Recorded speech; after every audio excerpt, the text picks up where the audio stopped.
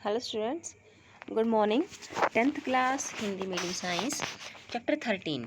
देखिए बेटा, 13 चैप्टर जो है ये आपके लिए बिल्कुल नया नहीं है।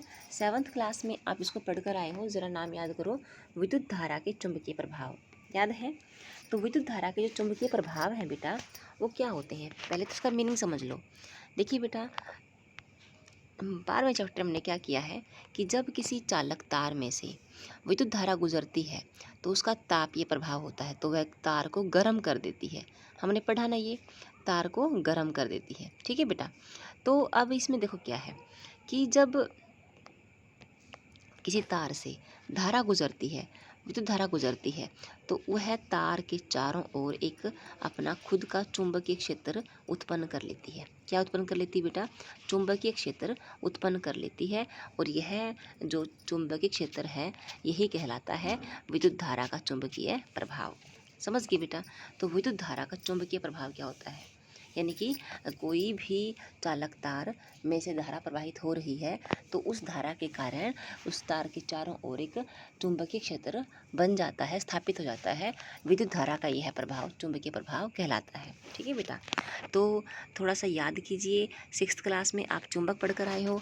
सबसे मोस्ट कॉमन मैंने आप लोगों को दिखाया था कि चुंबक ना इस प्रकार का एक छड़ या दंड आकार का चुंबक था। चुंबक वैसे कई प्रकार के होते हैं, कुछ रिंग मैग्नेट होते हैं बेटा इस प्रकार के, कुछ बेटा हॉर्स शू घोड़े की नाल जैसे होते हैं चुंबक बेटा। ठीक है, तो कई टाइप के होते हैं, लेकिन मैंने आप लोगों को सबसे मोस्ट कॉमन करवाया था, ये इस प्रकार का होता है छड़ चुंबक, जिसके 2 सिरे होते हैं।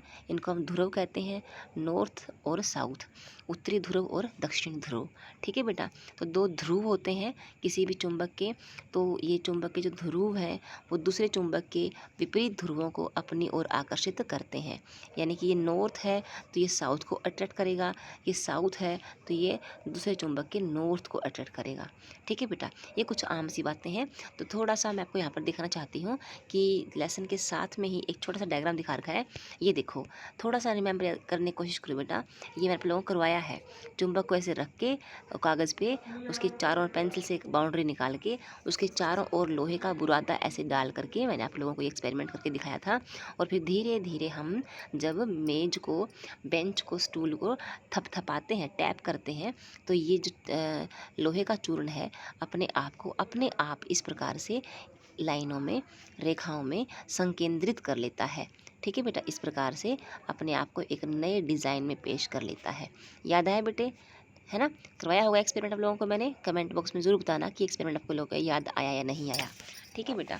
तो ये क्या है, चुंबकीय क्षेत्र रेखाएं हैं इस चुंबक के चारों ओर। अभी तक देखो हमने विद्युत की बात नहीं की, ये तो हम चुंबक की बात कर रहे हैं। ठीक है बेटा।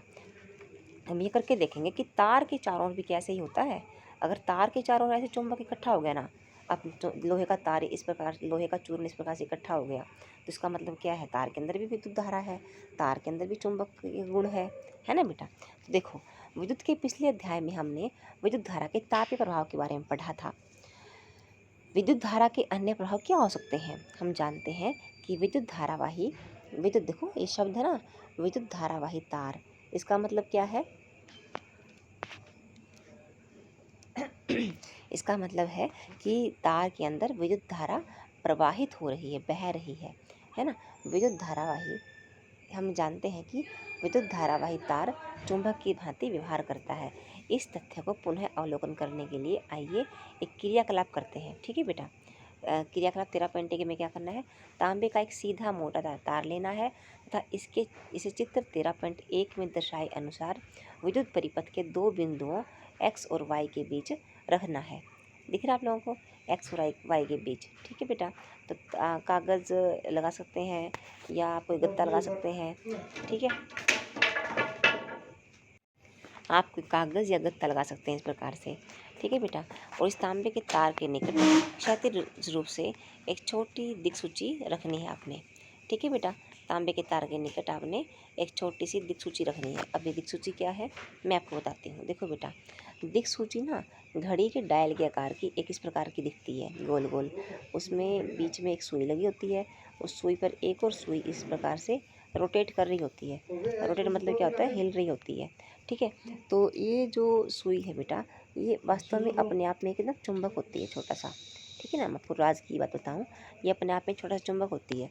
इसका ये वाला सिरा होता है, ये नॉर्थ होता है, और ये वाला क्या होता है, साउथ होता है। ठीक है बेटा। इस प्रकार से इसमें डायल होता है, डायल में नॉर्थ, साउथ, है ना, ईस्ट, वेस्ट, इस प्रकार से इसमें जगहें लगी होती हैं, बनी होती हैं, दिशाएं बनी होती हैं। ठीक है बेटा। तो इस प्रकार से जो दिक्सूची है बेटा, छोटी सी दिक्सूची होती है, दिक्सूचक कहते हैं, दिक्सूची कहते हैं। मैं कभी कभी उसको कंपास बोल सकती हूँ, बुक में भी कंपास आ सकता है ना, कंपास नीडल इंग्लिश में कहते हैं।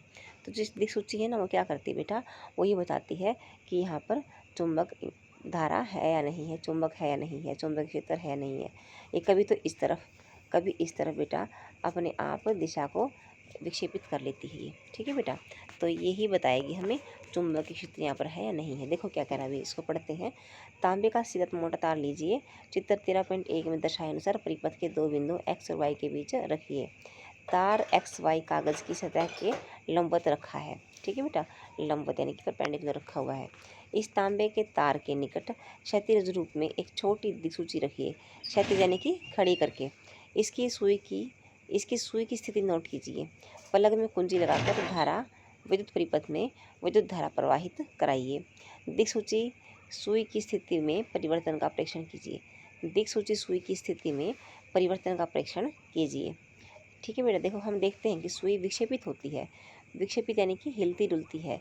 इसका क्या मतलब है, इसका मतलब है कि तांबे के तार से प्रवाहित विद्युत धारा ने एक चुंबकीय क्षेत्र, चुंबकीय प्रभाव उत्पन्न किया है।